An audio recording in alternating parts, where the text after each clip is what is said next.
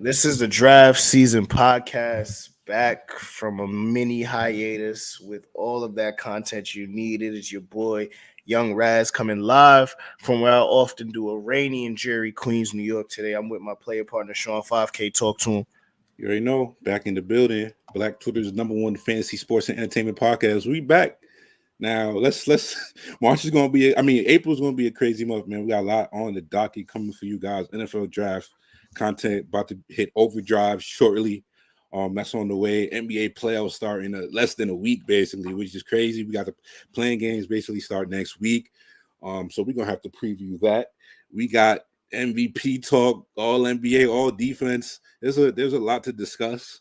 Now on a non sequitur, just to start here, Raz. I do have to start here. You know what I'm saying? You were out in Raleigh this weekend for Dreamville Fest. Now I must say that was quite the festival set. Now so real quick before we do get into the proceedings this evening.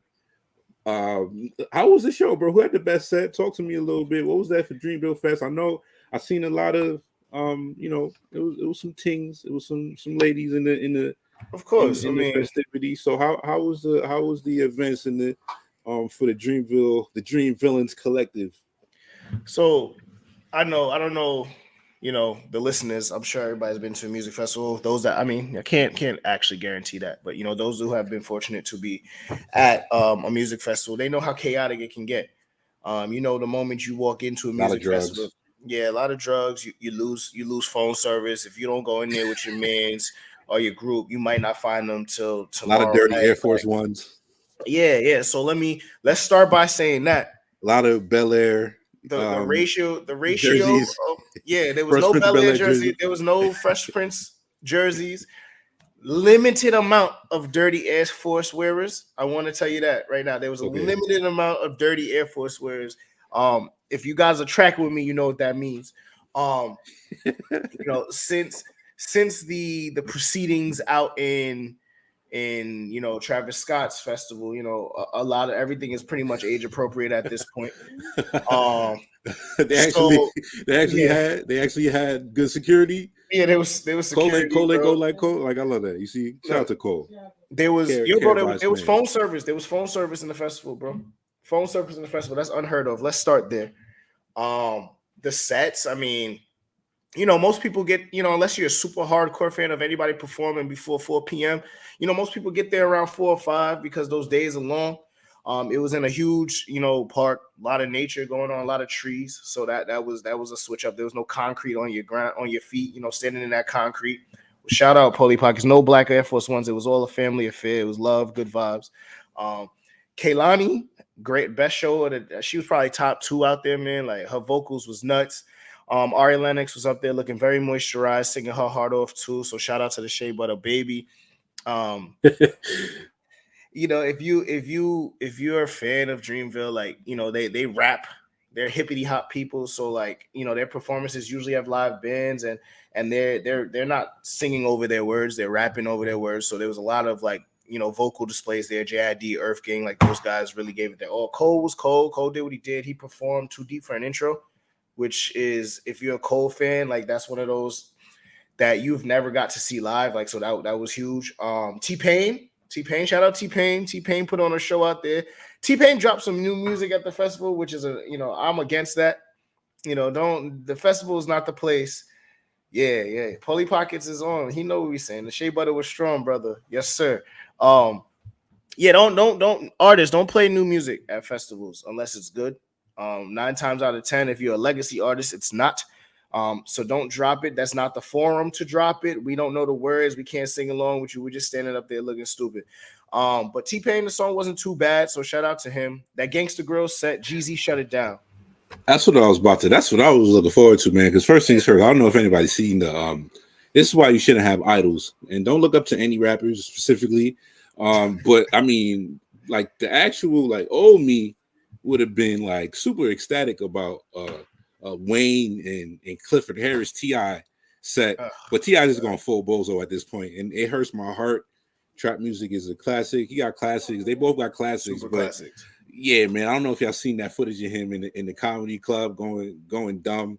it's just like, bro, we need less of Ti in public right now. Like every time he opens his mouth, it's just bad vibes, man. That dude, yeah, man. Like take your thesaurus elsewhere, bro. Like I'm sick of your shit, bro. Like I'm not trying to hear this no more. Go, go bother your family. Go bother Tiny, bro. We not trying to hear that. But in general, yeah. Shout out to DJ Drama also, with that set and It Wayne. was, But bro. The set was incredible. Like I don't see there was no issue with the set for me. Like Jeezy did his thing. Jeezy, I'm a huge Jeezy fan, so that was where I was like, yeah, I'm super tapped in right now. Like he was getting off what he had to get off. Ti didn't perform as well in person as I thought. That was my first time seeing him, so obviously I'm at this point past the heyday of Ti and Wayne. Remembered his lyrics, so we're good there. So I'll take whatever whatever wins I can get there. I'll take that. Kid put on a fucking show. Starboy number one, like he did his thing. So I mean, overall, you know, the Wiz was cool too. I think it was just a good atmosphere. They streamed the Duke UNC game, so that's watching Duke UNC in North Carolina. That's crazy. yeah, You that's can't pretty you can't nuts. recreate that energy there. Like we was 30 minutes from Durham, 30 minutes from Chapel Hill, and a lot of fans was in there. So they streamed the game at the festival. So Cole, um, you know, Cole for the people. They had some voting stands in there too, trying to if people needed to figure out how to vote. So everything was going on in there that needed to go on. Everything you expected from a Dreamville festival, and it was some good acts, man. So I think it being only in its second year, I think it can look up, and if you're comparing it to things like Rolling Loud and stuff like that, it's way more as you get older, because you can't be battling them 22-year-olds in the front of the thing like that. That festival, I would say you don't need VIP for that festival. It's one of those it's one of those festivals where it was really about the artists out there. They was rapping. Shout out to Boss Fiends from Queens, all of that. Yeah, So no, let's nobody get got into it. trampled. Nobody got trampled either. No Like, shout- trampling, no trampling. Lines nobody got lines was trampled. good, So bro. It was. So that's always dope. So yeah, let's get into it without any further ado, man. Like I said, we could start off just the award season. And I mean, we was talking about this before, Raz. Like one thing I gotta say, man, I am not envious of the actual voters that have to put out a ballot on all of these things.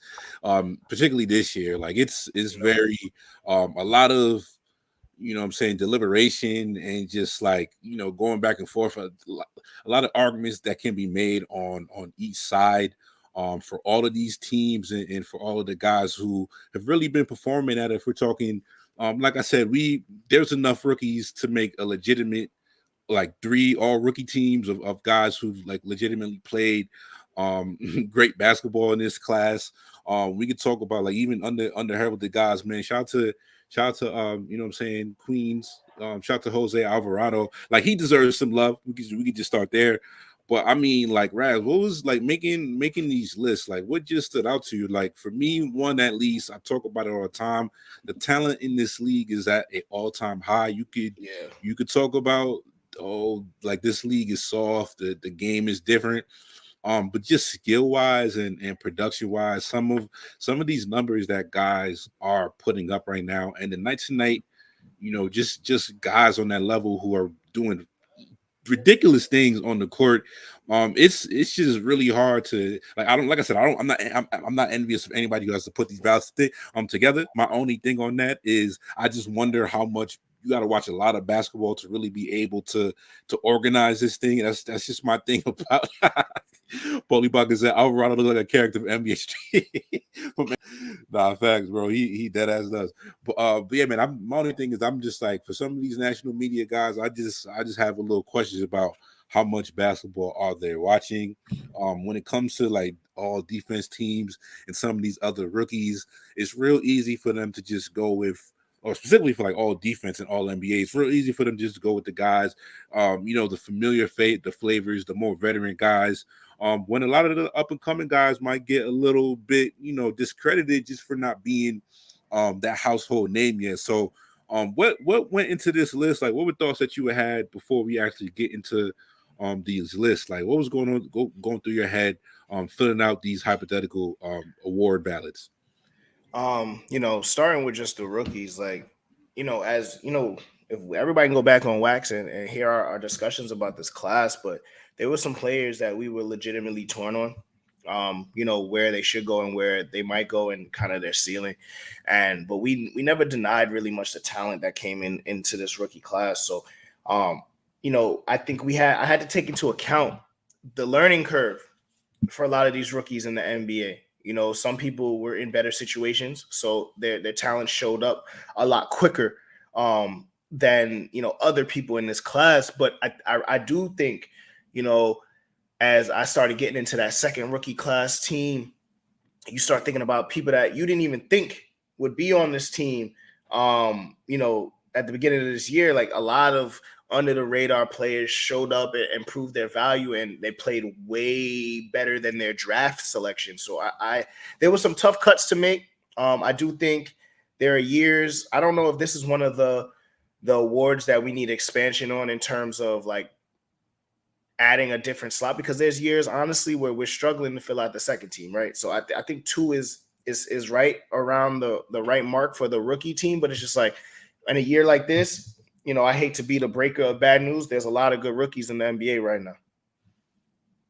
Yeah, and like I said, just this class in general, I think people judge draft classes based on the high end talent. We got the 96 drafts, you got the 03 draft, that legitimately have all time greats in that class.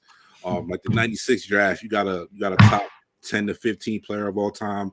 03, you have possibly the GOAT. You have top 3 shooting guard of all time, one of the greatest scorers of all time. A guy like Bosch who just redefined how we look at big men. But this class in general, what really stands out to this class, even comparing it to one of the more recent classes like the 2017 class with guys like Luka and Trae Young and those cats, like this class, this like I said, yeah, Raz, like I said, we could have legitimately made it all 13 for this class. And the depth in this class is probably one of the deepest in the last 2 decades, legitimately. Like we have guys like even somebody like a Davion Mitchell who didn't make my second team, and I wanted to get him on there so bad. Another guy who didn't make my second team, Isaiah Jackson. He was just stuck behind two legitimately all-star capable bigs for half the season before they traded Sabonis.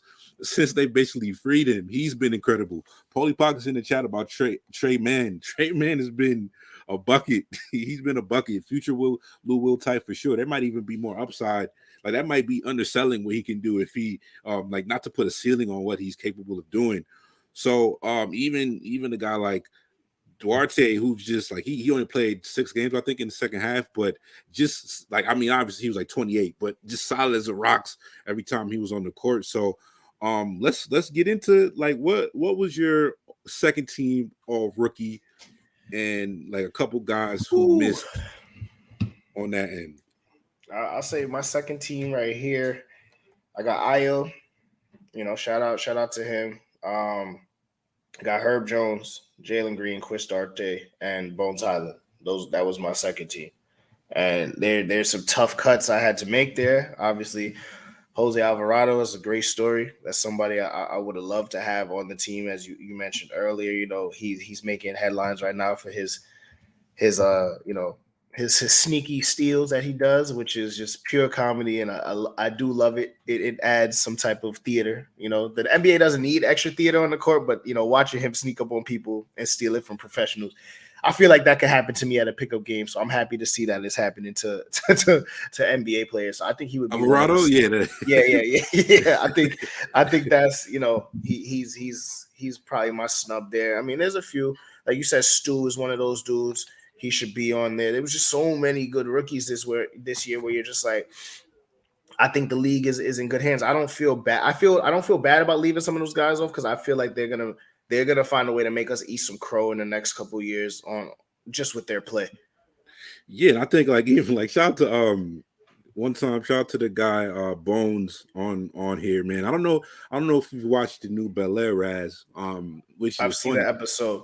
So if you've seen the first episode, it's funny because the way they did that, like I said, Bones, we spoke about this. We were both huge fans of Bones when we did all of our I don't know, like if you watch, it's one of those things you can just tell who's watching and who's not watching because it's like pure pure, like even just off aesthetics. Like if you watch Bones, like it jumps off the tape too. You see how like he just has like he has that black court type of game. And if you watch him at VCU and just the way like he was able to get a bucket in any in any situation that you would put him in on the court.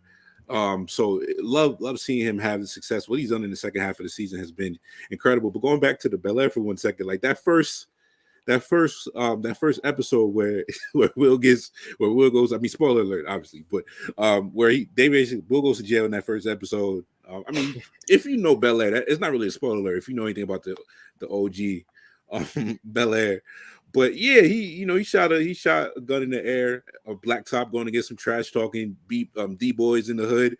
That's literally like Bones Highland was in the. If you pull up the video on YouTube, you'll find a video of Bones Highland playing against some trash talking street cats in Philly on a Philly court at night. It's literally the same situation that Will is in. So like Bones is legit a legend in that on that front. And like I said, his shout out to those second unit teams. Him and I like honestly just one of my like just watching League Pass, one of them my favorite things to watch. His chemistry with my guy Boogie Cousins on them second units on that second half of the season for Denver has been so much fun. Even when he's playing with Jokic, I think his passing has even been a lot better than a lot of people would have expected. So getting into my second team for all rookie, I gotta go. I mean, I wanted to have him on first team so badly. But I gotta go with my guy Herb Jones. I'm going Herb Jones. I'm going Giddy. I got Bones. I got Sengun, and this was tough for me. I also threw Zaire Williams on my second team. We did Okay. not mention Zaire Williams at all. I gave Zaire. There's a lot of good players, man.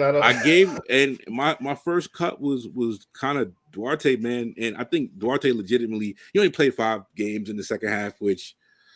It's tough, man. It's tough to get you on there, but like I said, just a rock, and kind of like I think we talked about like his upside might not have been the highest because obviously old as hell, but like that kid is just solid, and you get somebody who went 13th.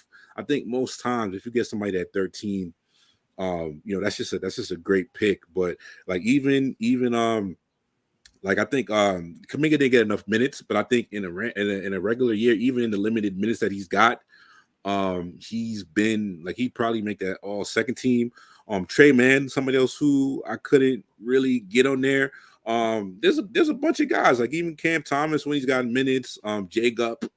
There's a bunch of guys I would say. I wanted to get him on there so bad I couldn't even find a spot for Io, bro. And I think. And Io's been incredible, bro. He kind of I think they might have overextended him a little bit in the second half, and that's just kind of more on Caruso missing that stretch because of Ted Cruz, Grayson Allen. There's that, and then but just speaking about Zaire for a second, man, because I know when we spoke about his fit in.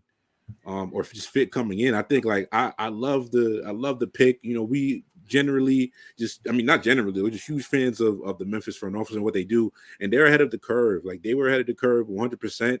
They hit on every move that they did this offseason, and Zaire is the type of piece that you should, especially considering we spoke about it. He's the type of guy that as a wing who hasn't even started to show off the bag that he's capable of, and he just fits seamlessly into a 50+ win team in Memphis as a rookie, and just kind of showed you how important context is. Looking at what he did at Stanford in that first year, he's been really damn good.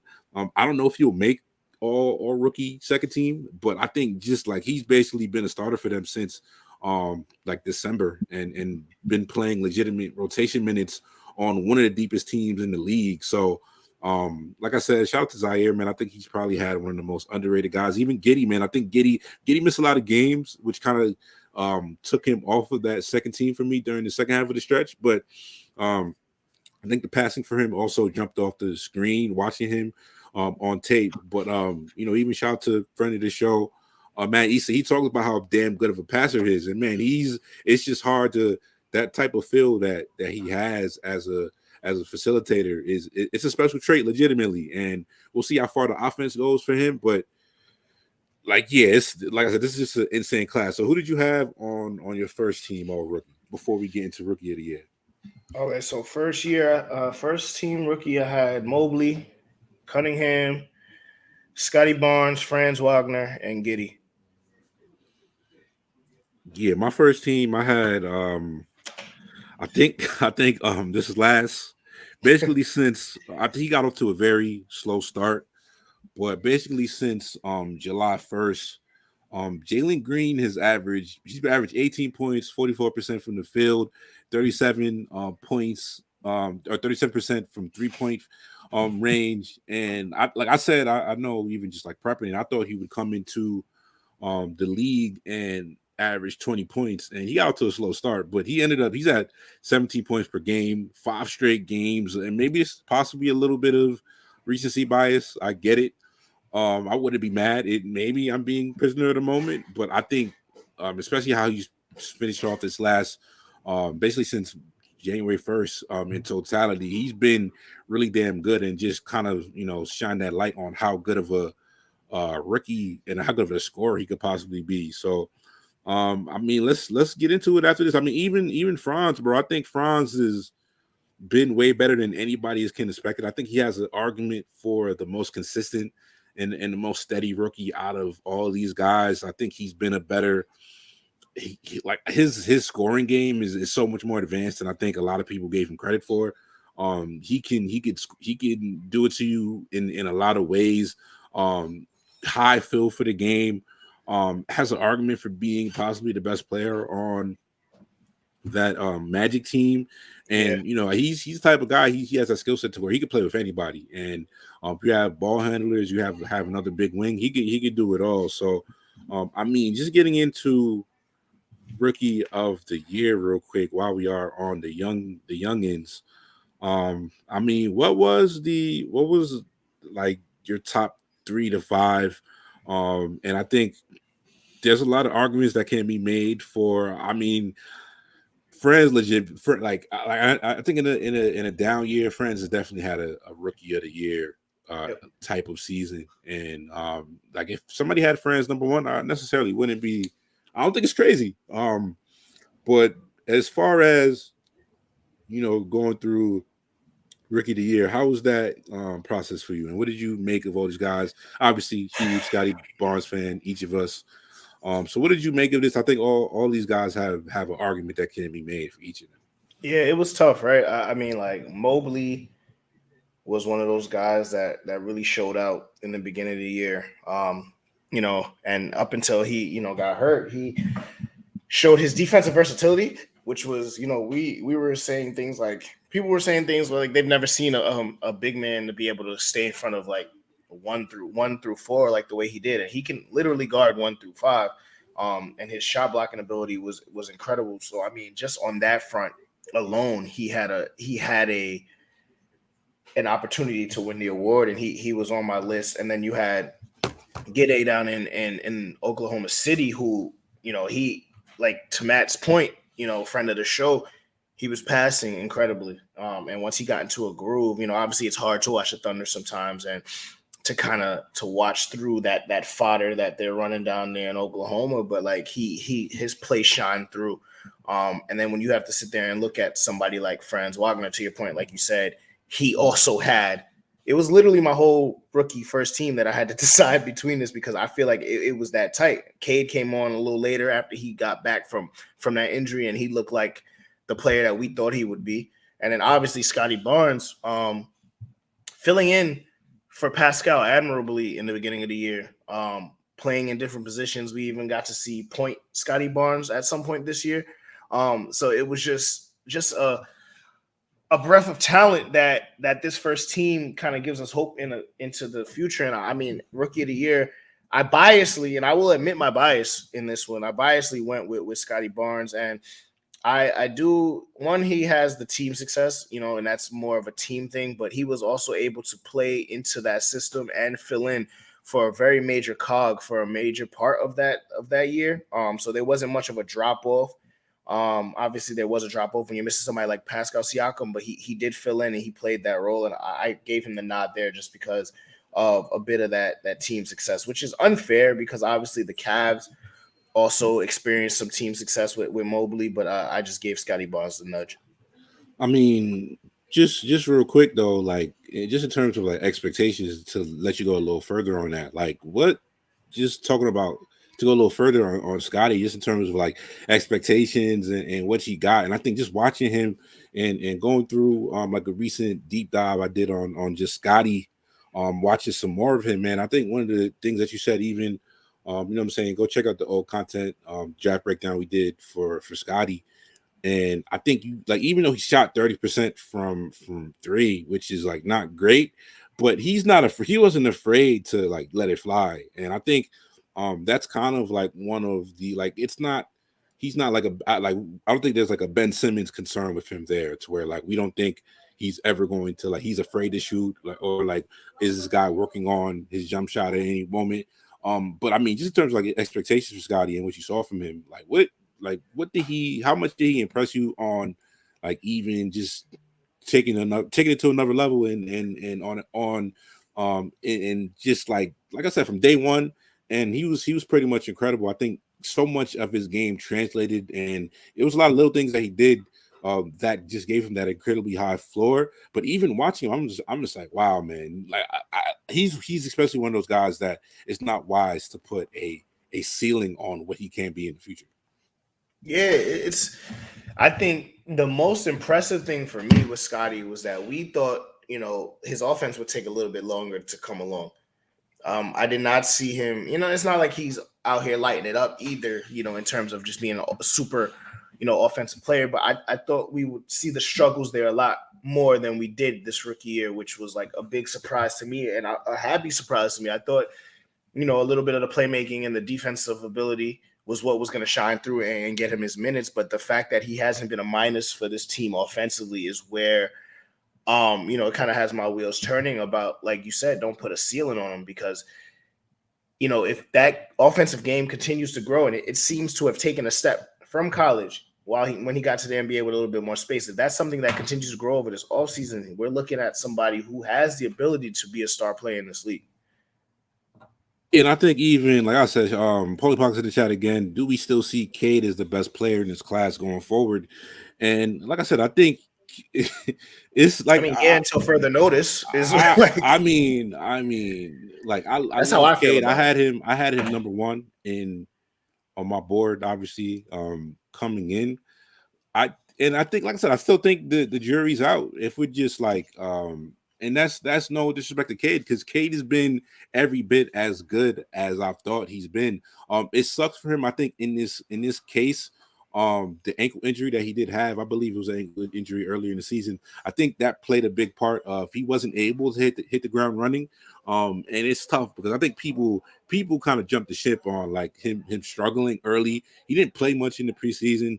He kind of just got thrown into the fire early when he was coming back. Obviously, he was working himself back into game shape.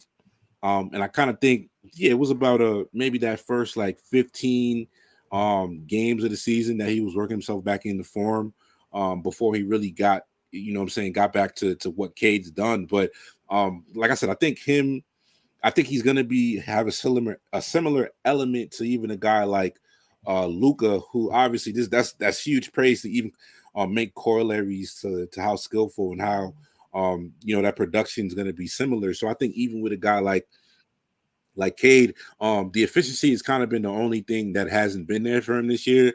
I think he's at off the top of my head, I think he was around like 32% from three. I'm not worried about his shot going forward.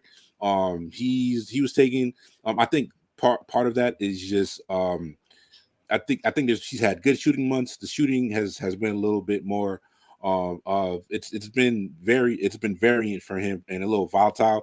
But I'm not concerned about a shot. Like, even like if you just want to go off percentages for him, like a guy like Luca, like I think people, if you look at just Luca's pure percentages, I'm not sure if he's ever shot over 35 or 36% shoot from three on a year. But I think him as a shooter, the degree of difficulty on the shots that he's able to take, I'm not concerned about Cade's jump shot and his shooting ability in the future. I think that's going to be especially as he works hard at that, I think he's going to be even better on it.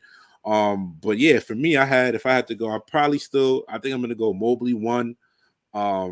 Cade 2, Scotty Barnes 3, Franz 4, and I think I probably like shit. I probably go Herb Jones 5 over Jalen for the entire year.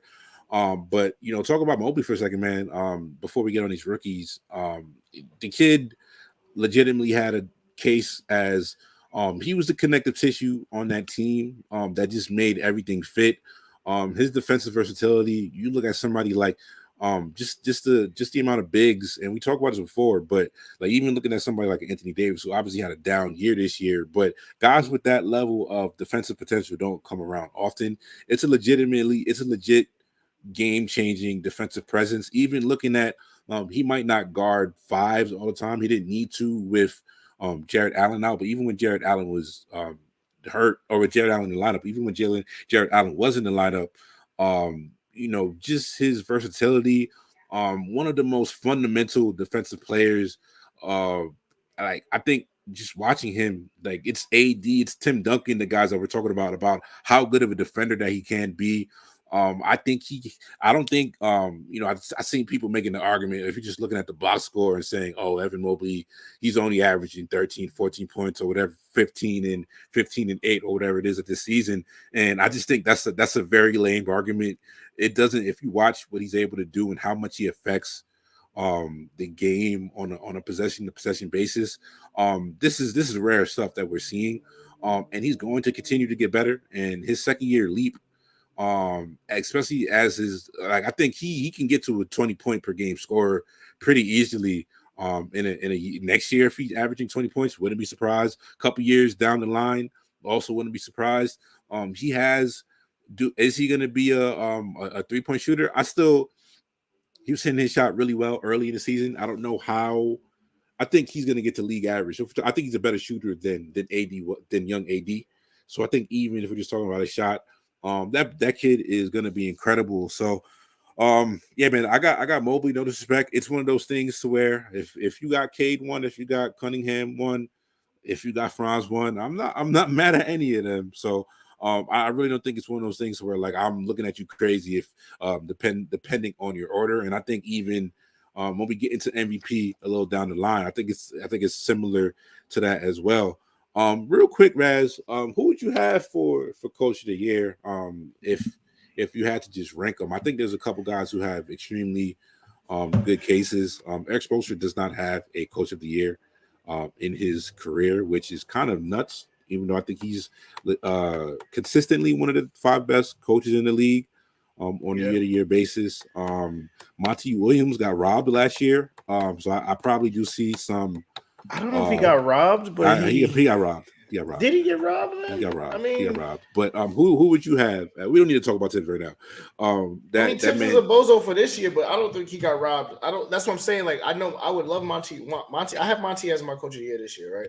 Which means somebody's gonna get robbed. It's a vicious cycle, right? Like my number one is my number 2 is Taylor Jenkins. Taylor Jenkins, yes. Yeah, that's what Taylor Jenkins probably should get it, right? But can I vote against the black man 2 years in a row? I can't. So I have to go with Monty Williams by default. But Taylor Jenkins, just know you're the coach of the year without the politics, man. He stamped in Memphis, which like that's all that matters for him. Yeah, that's what matters for him, man. He's not paying for no barbecue anyway. He's going after this season that they just had.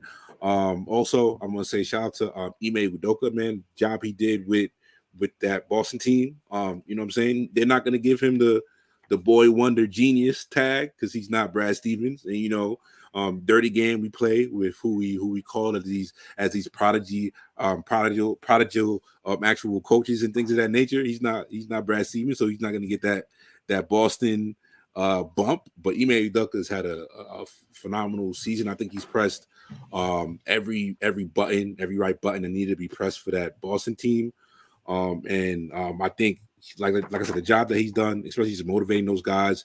And switching up, I think even like scheme-wise and how he's used the talent, I think he's done a way better job than even Brad Stevens that he did last year. And he's not going to get that love. So, I mean, we can go. Let's talk a little all defense. And we can fly through these a little quicker. Let's start with our hypothetical third team. Obviously, there's only two teams on the All NBA ballot, but it was tough, man. Like I think even like someone like Draymond played. I think he's had around 40 games this year, which is like Yeah. that's half the season, man. I think a lot obviously, and especially in the whole league missed like 5 to 10 games with COVID in the middle of the season. So everybody's numbers is a little deflated off that alone. I had Dre on my third team, which is just like it was kind of a games played thing. When he was on the court, he legitimately had a case to be the best defender in the league. But yeah, just minutes wise, it was tough for me to get him, even on the second team of a bunch of guys. I think I could put him over. I had Herb on my second team, but obviously, if you want to switch Draymond there, Dre will probably get that over him.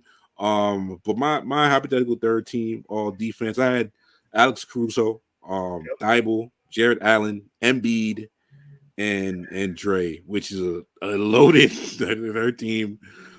There's more than 10 really damn good defenders. So So we could my third, yeah, we could flat it off. Go ahead. my third team was a little chaotic. I had Fred VanVleet, Dejounte Murray, Herb Jones, Bam, and Embiid, and Caruso was like the person I left off there, unfortunately. And he deserves these awards as well. But again, somebody has to get left off. But that was my hypothetical team right there. My second team I had Bam, I had Herb, Drew Holiday, Time Lord, Robert Williams, and Evan Mobley. That was my second team.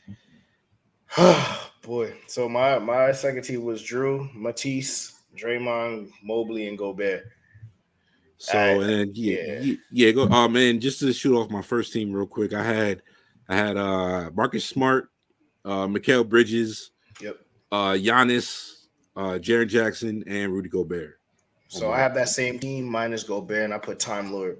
you have Gobert on any on any No, team. Gobert's on He the was, second team. he was second team. Yeah, Yeah. yeah, yeah. So Gobert still had, and I mean, I want to talk about the Jazz a little bit because it's funny what's going on over there. But not to belabor that point, but yeah, Jazz have still had the best um, defensive rating when Gobert's on the court. So if you had to go defensive player of the year, who would you give the honor to? oh my God, man. Defensive player of the year. Like that was one where that I was here pre-show trying to figure that one out. And you know, right now it seems to be a big man award, right? Like it's one of those things where the big men thrive at winning this award. So I want to give it to Mikal Bridges. He's not gonna win. he's not gonna win it, but the way he's defended, I mean, we're not even talking about how he's gotten better offensively this year, but like the way he's defended has been top of the class, right? Um, so I think, with that being said, we know he's not gonna get it. We know Marcus Smart's not gonna get it. I'm trying to lean Time Lord here just for the impact that he's given to that Celtics team. He was that piece that we spoke about probably last episode where they needed a player like him, and he's finally been healthy. He's not now, which sucks. But I would give him that award. And closely behind him is Jaren Jackson and Gobert. Yeah, I'm probably gonna go Jaren. I'm not mad at you could say Giannis. Yeah, you you could could put say Giannis. We're not talking about Giannis, right? Like We're not talking about Giannis. There's a legitimate Giannis Depoy argument to be had. I'm just gonna give it to Jaren because I do think I kind of think when people talk about I think and like I said, Raz, I guess we'll get into this in a moment when we get to the All NBA teams. Just to talk about what's going on with the Grizzlies and like people. It's been a dynamic to watch all season, to be honest, with the Grizzlies and why are they're they so just good damn in general. They're just they're good in general. really damn good. It's not a jaw thing. It's not a jaw thing, and it's whack when people be like, "Oh, this team is incredible without Ja." They try and make it, "Oh, it's a Ja thing." It's not a Ja thing. Ja's not a plus defender. He's small. He's not great at defend flying through screens. He is a weak point that teams can attack. But when we talk about why is that team so damn good, without him, they had the number one defensive. They're giving up 100 points per 100 possessions without Ja on the court. And we're talking about what's the defensive nucleus for that team and the most special piece of that team. I gave a lot of thought to even like thinking about Ja compared to some of the other guards, but Ja times Jaren Jackson. We just talk about philosophically how well those two guys mix. And Jaren next to anybody, people harp on Jaren's rebounds. Like I've said a million times, I don't care when you talk about how good I'm not one of of a those guys, defender man. how good of a defender he is, and what he's able to do. He's a special defender. Future defensive player of the year. If it's not this year, if we give it, it's probably going to go to. I can see it go to Gobert, or Giannis. But yeah, man, shout out to Jaren Jackson, man. He's defensively he is damn good. And without Ja, he's kind of been the reason why that team hasn't really missed a step. And just putting guys into what I'm saying, the position that they need to be. So getting on to all or just all NBA. And I mean Whew. this we did a hypothetical fourth team because there's just too many damn good players. I did a hypothetical fourth team. I don't know if you made one, Raz, but Yeah, I um have some players here. You can go first. but yeah, man, there's more than 15 phenomenal players in the league. I do think there should be a fourth team because it basically just rounds out to the top 20 players in the league. And I think a lot of like once you get past like 10, to be honest, once you get out of the top 10, I do think a lot of these guys are just interchangeable scheme wise, and it kind of just does get into fit and how you are building out your roster and what you're looking for at that point. So I think the top 20 is kind of a better way to really theorize just for the level of talent that's in the league right now. So my hypothetical fourth team all NBA before we get into the others.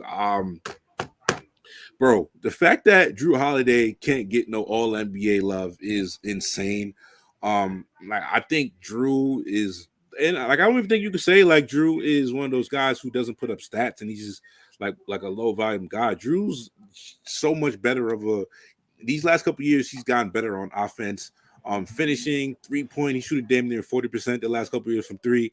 I just And had an we, argument with Denzel on Sunday about if Drew Holiday was top 25, right? yeah, And like it's it's one of those things where it's like you're splitting hairs. We have to split hairs to take him out of the top 25. And it's and like, yeah, go yeah, ahead. that's the thing because just like if we're talking true two-way impact, it's hard not to say that he's not one of those top 25 players in the league or top 20, bro. And I think like this, he has an argument like that dude is literally like moving, like he's one of the strongest players in the league. Just when it comes to defending post ups and what I'm saying, like even what was it a couple weeks ago that Bucks what was it last week I think that Bucks Nets game, like Yeah. he's so damn versatile. And he legitimately is one of the best players, like best two players in the league. So it's list. I had Drew, Darius Garland, another one who he's been incredible, man. Sky's the limit for that kid. If I can see him, he could be one of the he's already one of the best point guards in the league, but it's hard Yep. to um That's a tough position to break through in the NBA right now. It's pretty loaded. that point guard, no, the point guard pool of guys that I was playing for is the deepest one out of all these guys that had. Zach LaVine didn't make my list, and I think he's been a little. He started off amazing and kind of fell off. Couldn't keep up the same level. I didn't even get one of my. I love people like I said. Donovan Mitchell's been under fire lately for not passing. People say he has like tunnel vision, which is like I don't know. There's something to the Donovan Mitchell and Gobert thing, but like he averages like 5 assists a game for a shooting guard. Like he's not like one of these tunnel guard You're guys. just not passing it to that guy, Yeah, bro. he's not Just he not it's passing it to I that guy. can't I kind of just reject that notion that he doesn't pass. Like he's not obviously he's a combo guard legitimately, but like I don't think people say, oh, he's not a good passer. I wouldn't necessarily go that far. Now it's either something about he just not. I don't know, man. Like the COVID thing. I don't know if it's Gobert, sneezing on the mics. I don't know if it's what happened in the Clipper series. But yeah, that dynamic we will remain to be seen. Donovan Mitchell is at the top of the might request a trade this summer list. What was your hypothetical? And I had Jimmy and Middleton as my fourth team forwards and Gobert as my center. What did your fourth team look like? Yeah, so I have Jimmy Butler there. I do have Chris Middleton. I have Donovan Mitchell, Gobert, and I was torn between Garland and Levine, so I just listed them together because this team doesn't exist. So, so like Yeah. we have the same, like it was like the same group of people there. But like if we want to like jump in to like the Even third like team, shout out to like I know like even like Fred Van Vliet had an incredible season. yeah, yeah, Deontay Murray, Harden. Harden is not on my top three teams. yeah, Harden, he's averaged 20 and 10 this year, and we're just not thinking about it at all. Like that's how That's his own that's his own baseline, fault, but performance. The numbers have been accumulated, but like he's just like kind of been lagging through the season. It's hard for me to get out there. He hasn't been peak Harden for an extended stretch at any point this season, in my opinion. yeah. All right, so your third team All NBA was.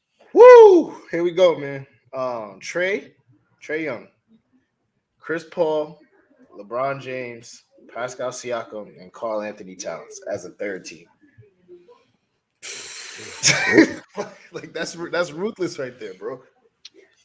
Man, while I'm here, man, I just want like this is a discussion I wanted to have, bro, because like I think Trey Young has been every bit as good as Ja Morant has been this year. Like if you they're different style of players, but I think if we're just talking like pure impact wise, switch those two guys out. Do I think either of those two teams change drastically? Nah, I don't think. I think you put Ja in that in Atlanta. I think they're around the same level, and it's not really about Ja. I think he has the perfect guys around him in Memphis, and if you put Trey Young on on the Grizzlies, I don't think they're losing a step either. I think it might look a little different, but I don't think he like, you know what I'm saying, looks he's not a Memphis guy as much as he doesn't fit this heart of the city like Morant does to that same level, but he's you know what I'm saying, like he's incredible. I think the production is similar.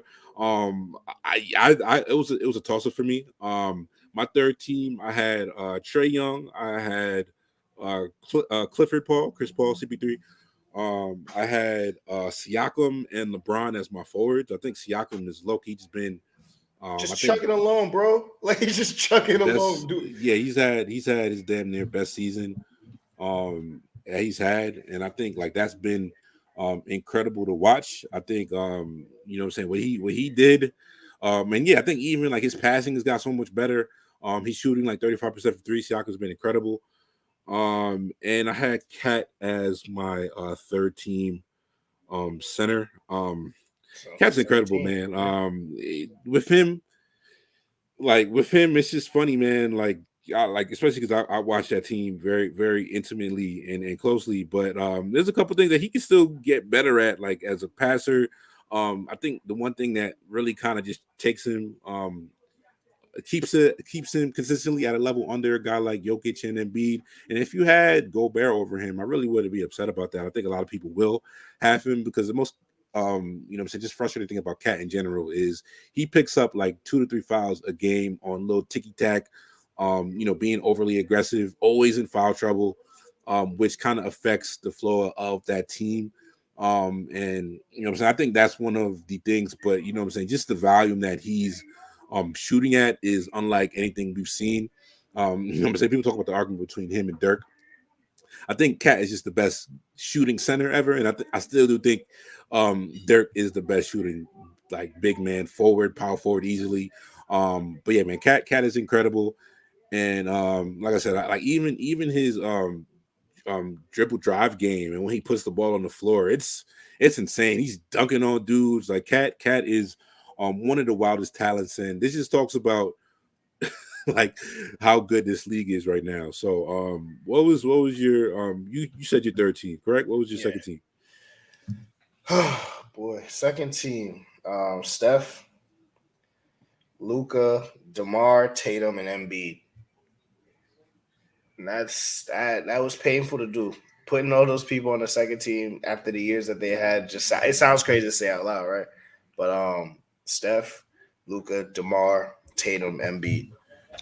That was that's the same situation that I was at. Like I said, Ja's missed about like 20 games. I have him my second team. Him and Steph are my two.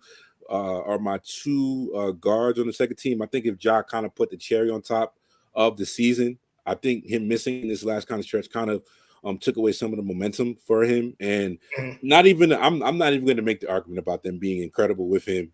Like I said, I think Ja has an argument for being best guard in the league this year when he was on the court.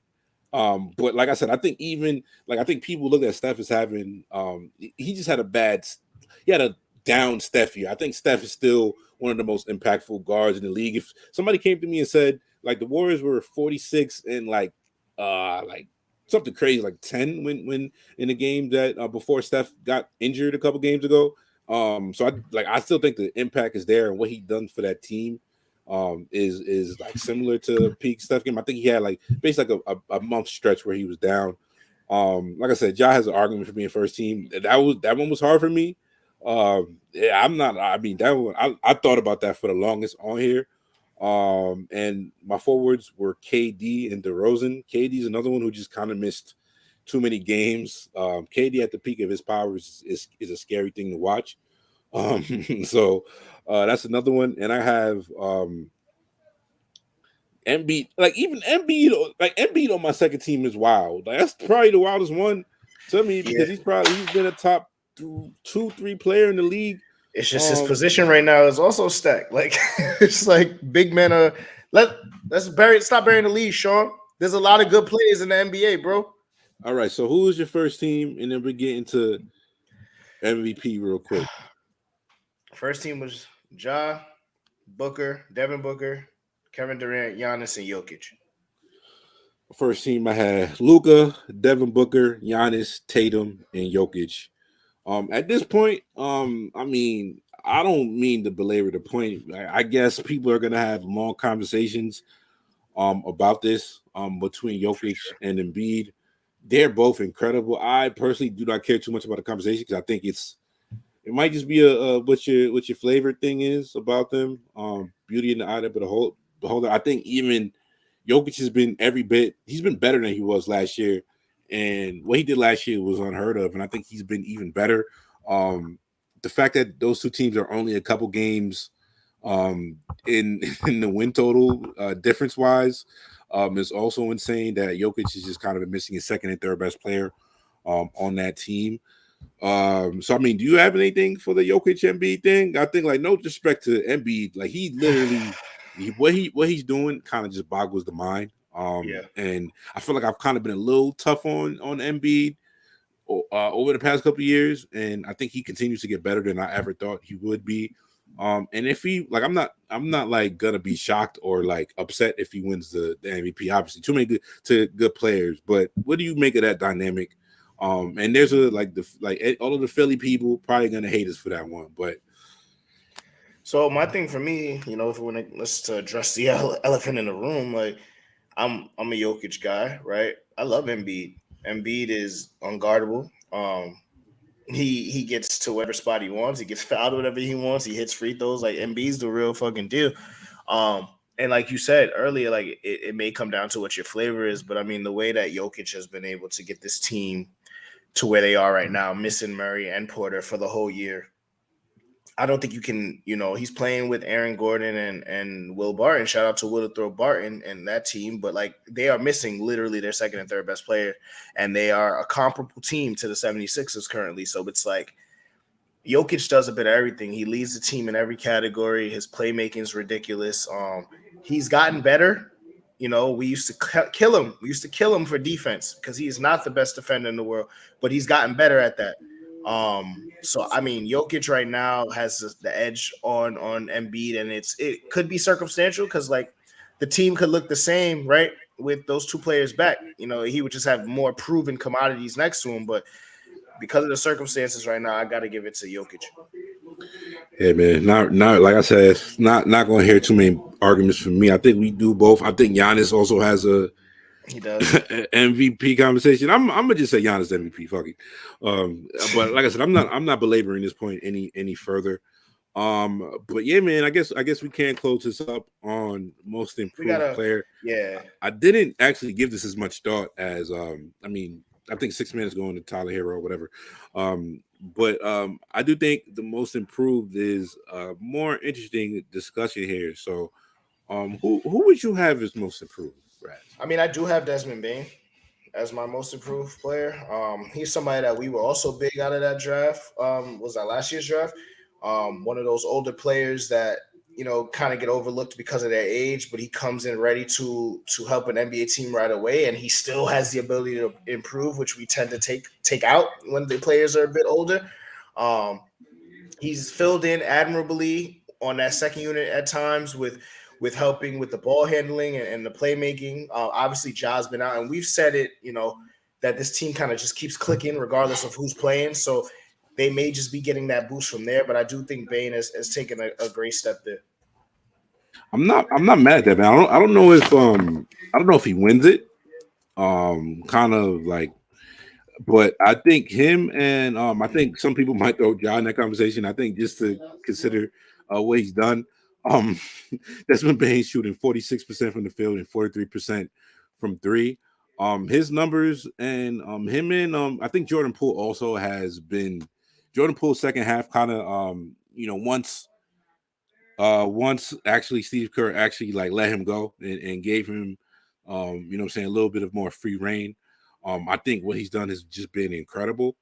Um, Bain and Poole is probably my top two for me. So, yeah, I think I'd probably go Desmond Bain as well, but I do think Jordan Poole would probably be my second one as well. Just about how damn good both of those cats have been, man. So, I mean, Raz, I think that should wrap us up here, man.